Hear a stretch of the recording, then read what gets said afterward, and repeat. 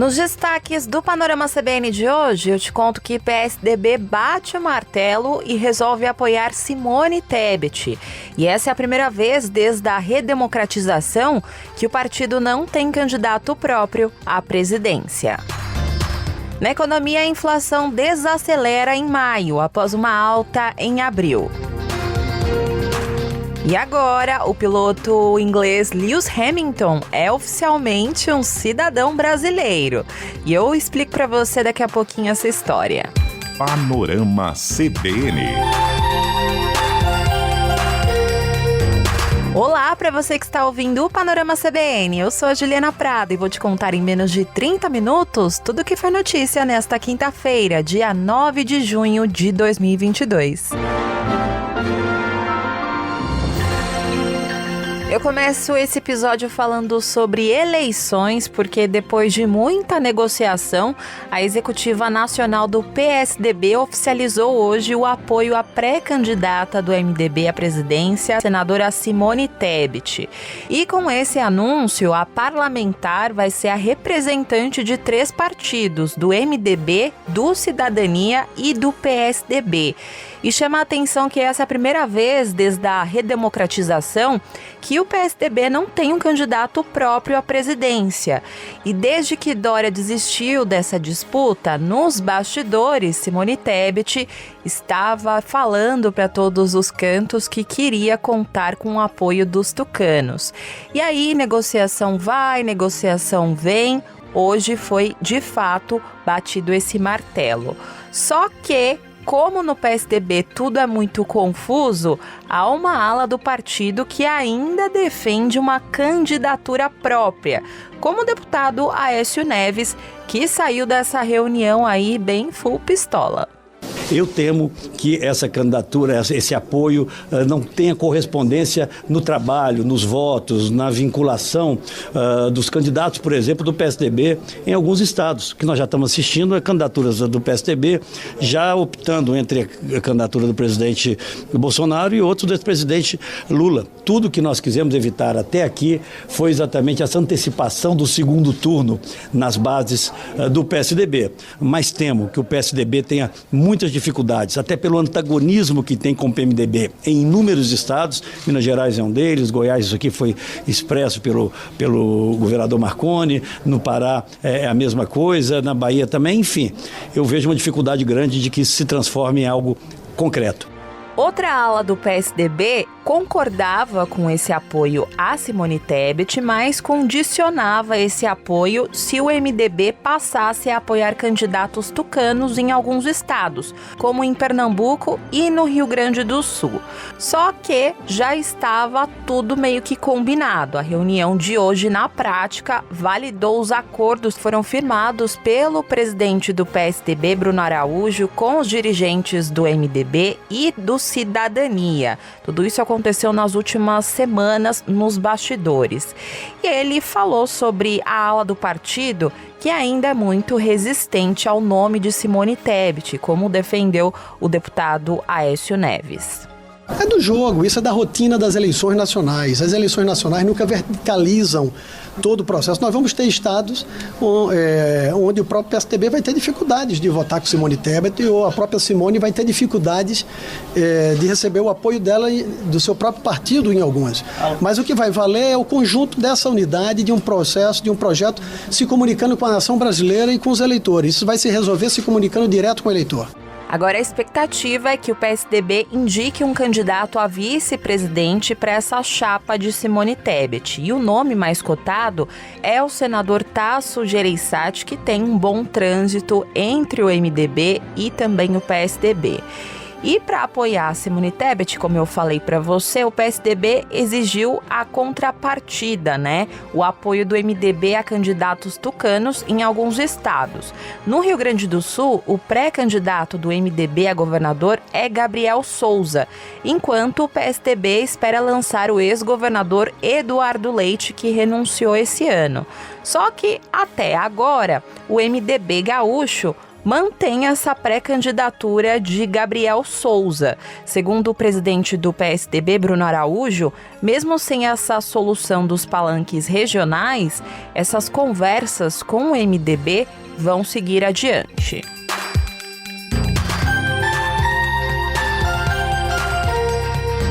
Na Amazônia, as buscas pelo indigenista Bruno Araújo Pereira e pelo jornalista inglês Don Phillips continuaram nesta quinta-feira. E órgãos de segurança do governo federal e estadual, além do Exército e entidades indígenas, participaram dessa ação por meio aéreo, marítimo e terrestre.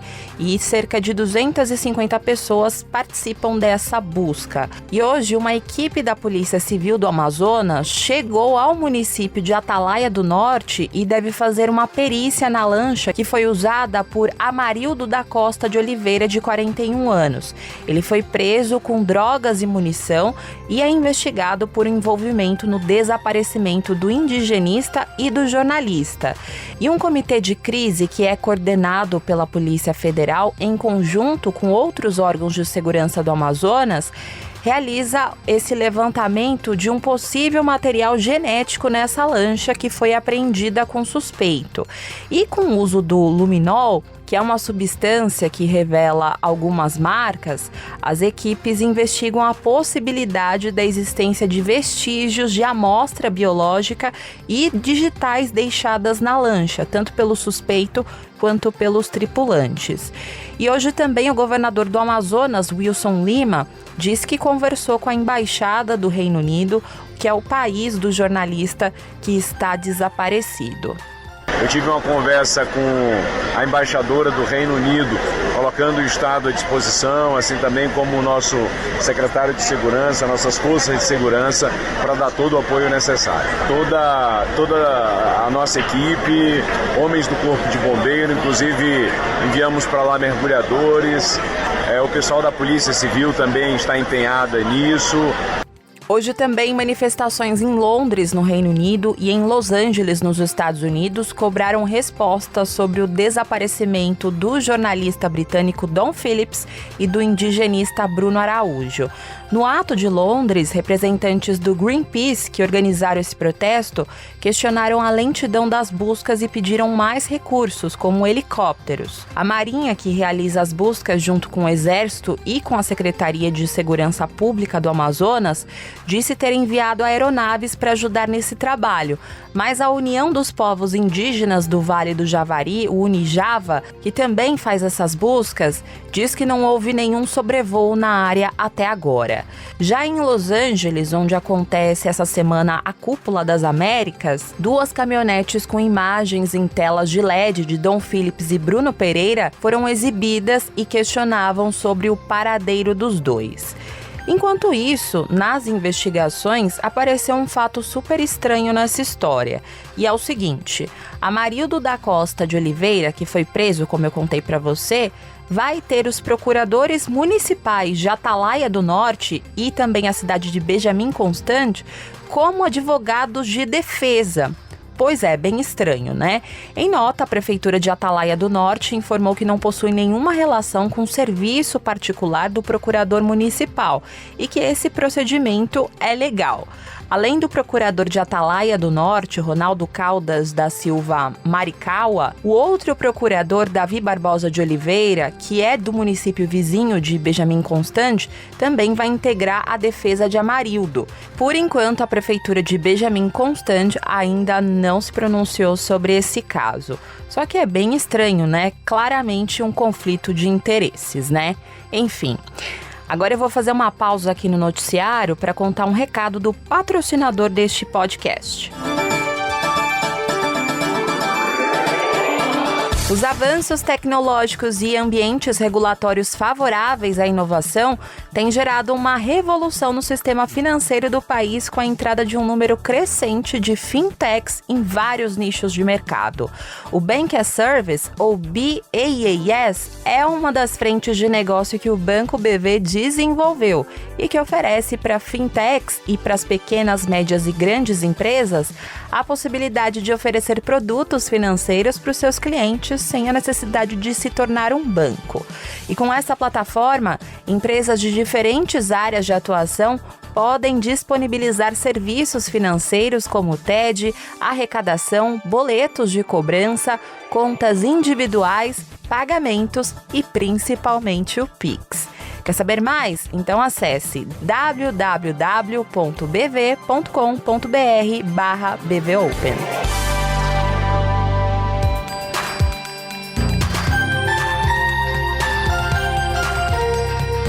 Voltando ao noticiário, eu vou falar da pandemia que voltou com tudo, né? Tanto que quase 70% dos casos de síndrome respiratória aguda grave no Brasil atualmente são de Covid-19.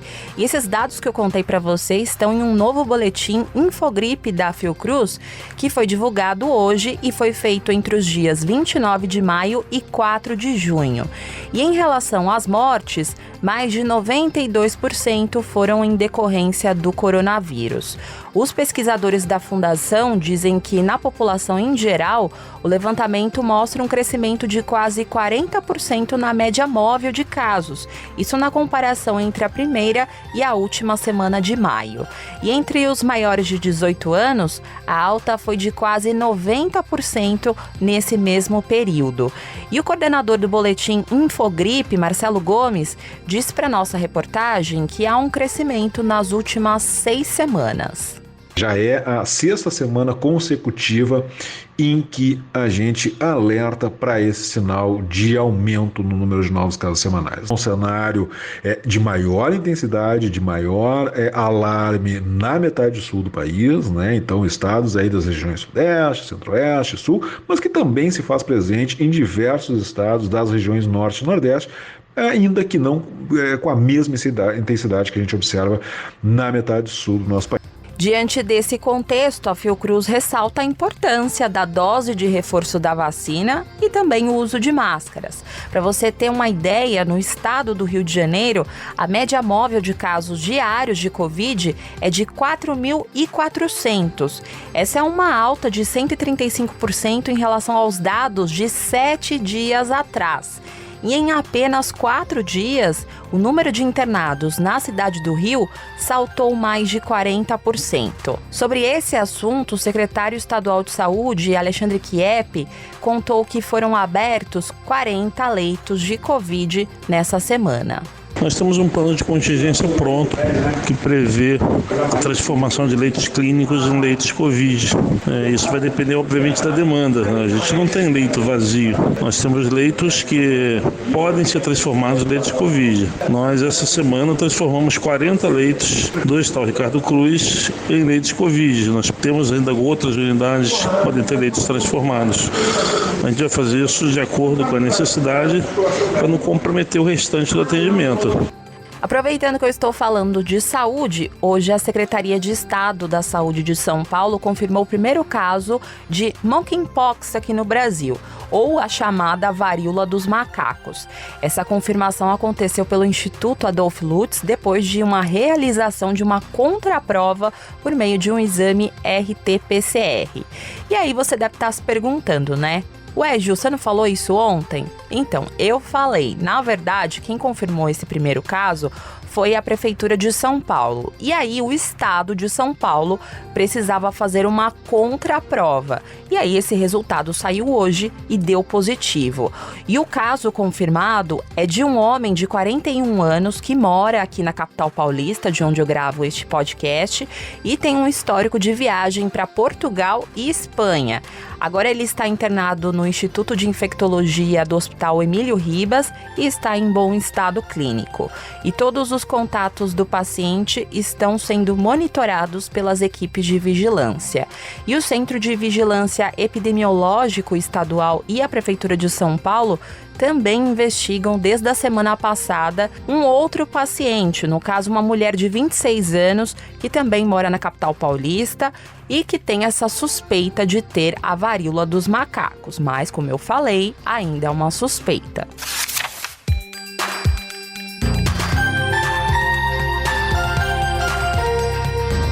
Eu trago notícias do Censo 2022 do IBGE, porque você lembra na sexta-feira que eu contei aqui para você que, atendendo a um pedido do Ministério Público Federal, a Justiça Federal do Acre determinou que o IBGE inserisse no novo censo perguntas sobre temas para auxiliar o país na formulação de políticas públicas que beneficiem a população LGBTQIA+.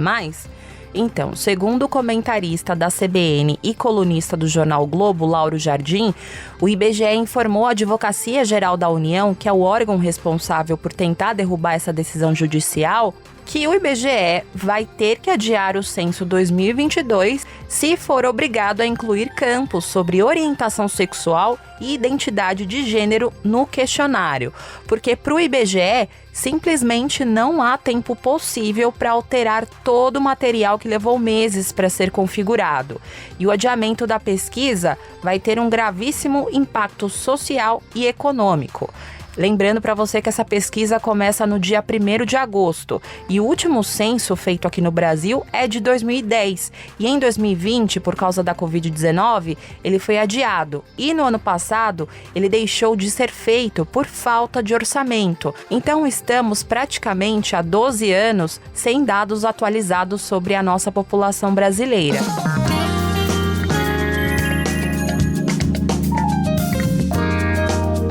E falando em IBGE, na economia, eu vou falar de algo que está presente no nosso dia a dia, que é a inflação. Hoje foi divulgado o Índice Nacional de Preços ao Consumidor Amplo, o IPCA, que é a inflação oficial do país. E esse índice desacelerou para 0,47% em maio, depois de uma alta de 1,06% em abril. Esse dado que eu contei para você foi divulgado hoje pelo IBGE. E essa é a menor variação mensal desde abril do ano passado, quando esse índice ficou em 0,31%. Em maio de 2021, a variação tinha sido de 0,83%. Mas, em 12 meses, o IPCA passou a acumular uma alta de 11,73% contra 12,13% registrados nos últimos 12 meses. No ano, os preços ao consumidor subiram em média 4,78%. Então, isso significa que ainda estamos com uma inflação alta, apesar dessa mini trégua.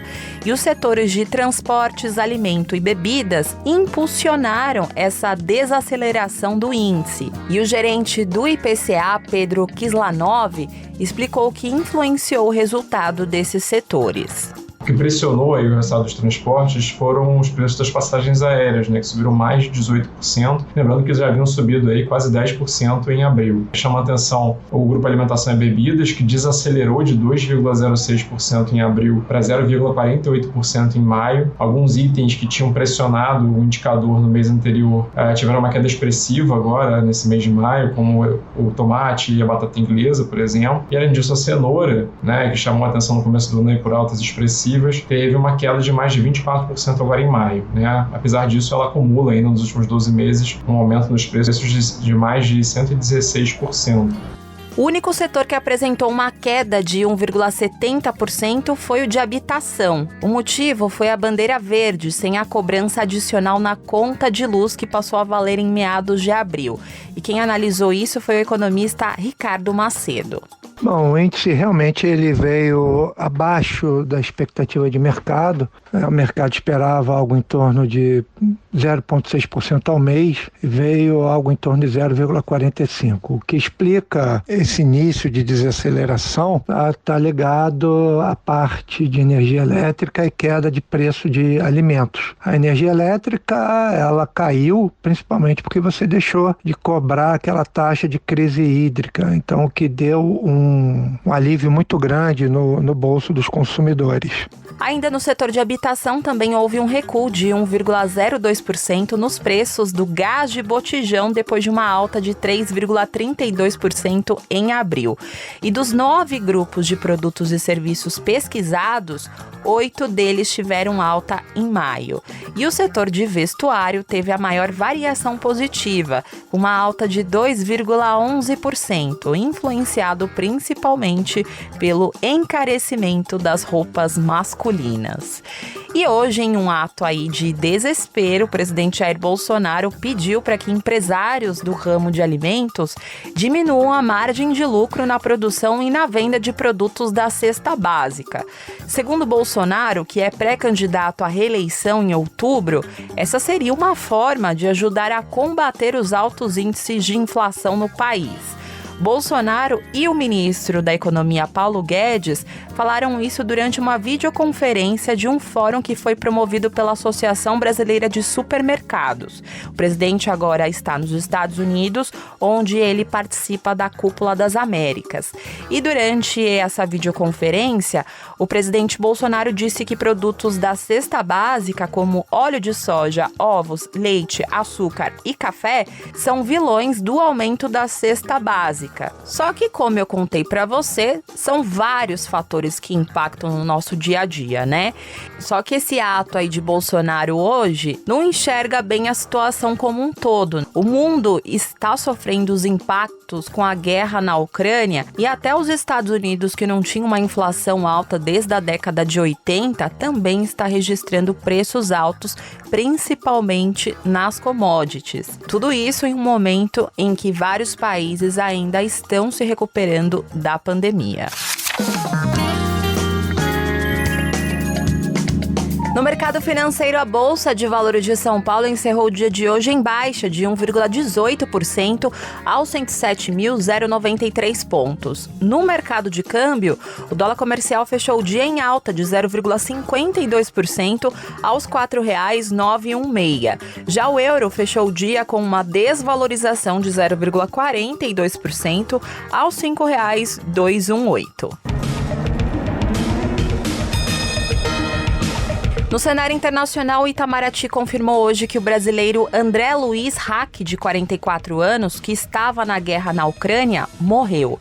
Em nota, o Itamaraty diz que André Luiz Hack morreu em um confronto com tropas russas em Severodonetsk, que é uma cidade que é o último bastião da resistência ucraniana em Luhansk e que, de acordo com o presidente ucraniano Volodymyr Zelensky, vai definir o futuro da região de Donbás. De acordo com a família, a morte teria acontecido no sábado, em meio a um combate. E André fazia parte da Legião Internacional de Defesa Territorial da Ucrânia. De acordo com a irmã dele, ele morava no Ceará e se separou da esposa antes de ir para a Europa. Agora o corpo dele deve ser cremado e as cinzas jogadas em Quixadá, onde ele vivia. André Luiz Hack foi para a Europa em fevereiro após passar por Portugal e França. E ele é pai de 7 filhos, serviu no Exército por 1 ano e trabalhou como socorrista em Porto Alegre e Quixadá. Anteriormente, ele teria participado de uma missão militar na Costa do Marfim, onde ele ficou ferido e foi tratado por forças francesas. E um amigo de Hack, que também estava na Ucrânia, contou aos familiares que o brasileiro teria socorrido 2 pessoas e depois se dirigido em direção ao fogo cruzado durante uma missão em uma área bombardeada. Mas depois disso, os demais combatentes não teriam mais presenciado o André. A última vez que ele falou com a família foi no dia 8 de maio, no Dia das Mães. No esporte, eu vou começar pelo futebol, porque o Flamengo definiu que o técnico Paulo Souza não comanda mais o time. E o clube já definiu o substituto. Dorival Júnior, que atualmente comanda o Ceará, vai ser o novo técnico do Flamengo. E o clube carioca procurou hoje o treinador, que acenou positivamente e já comunicou o Ceará sobre o desejo de sair do time. Essa demissão de Paulo Souza foi decidida depois da derrota do Flamengo para o Bragantino ontem. E aqui em São Paulo, o Corinthians rescindiu o contrato com o atacante Jô. O clube e o jogador acertaram de forma amigável a saída adiantada dele. Isso aconteceu após ele faltar no treino de ontem, um dia depois de ser flagrado tocando pagode num bar de São Paulo durante o jogo do Corinthians. O centroavante tinha assinado o contrato até o fim de 2023 e ele agora já está liberado para procurar outro clube. E para fechar aqui o giro esportivo, eu vou falar de Fórmula 1, porque a Câmara dos Deputados aprovou hoje uma resolução que concede o título de cidadão honorário ao piloto Lewis Hamilton. Essa proposta é do deputado André Figueiredo, do PDT do Ceará, que entre as justificativas para essa honraria citou a homenagem que foi feita pelo heptacampeão de Fórmula 1, Ayrton Senna, no GP de São Paulo no ano passado. Acho que você deve se lembrar que no momento ali da vitória, Lewis Hamilton levantou a bandeira do Brasil e fez o mesmo gesto que Ayrton Senna fazia quando ele ganhava as corridas. O relator dessa proposta, o deputado Jonathan de Jesus, do Republicanos, disse que o piloto da Mercedes tem relação profunda e emocionalmente forte com o Brasil, ressaltando ainda a questão de fãs que o britânico possui aqui no nosso país. O parlamentar destacou ainda a relevância do competidor ao se posicionar em assuntos importantes, como pautas do movimento negro e dos direitos humanos. Todos os partidos lá na Câmara votaram a favor, com exceção do Partido Novo. O deputado Thiago Mitraldi, que é membro do partido, concordou com as justificativas apresentadas, mas disse que a casa deveria ter outras prioridades. E agora, por se tratar de uma resolução e não de um projeto, não há necessidade desse texto ir ao Senado, como normalmente acontece quando é um projeto de lei ou uma PEC. Esse título deve ser entregue em uma sessão solene na Câmara, mas ainda não tem uma data marcada.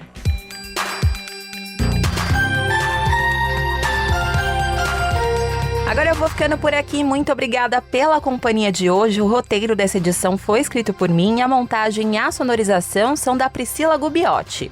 E você pode me encontrar lá nas redes sociais, no @Juliana_Deprado no Twitter, e no Insta é só procurar por @JulianaDeprado. E também tem o velho e tradicional e-mail, juliana.prado@cbn.com.br. E não se esqueça que amanhã tem a edição da manhã do Panorama CBN, a partir das 7 horas da manhã. Combinado? Beijos pra você e até mais! Panorama CBN.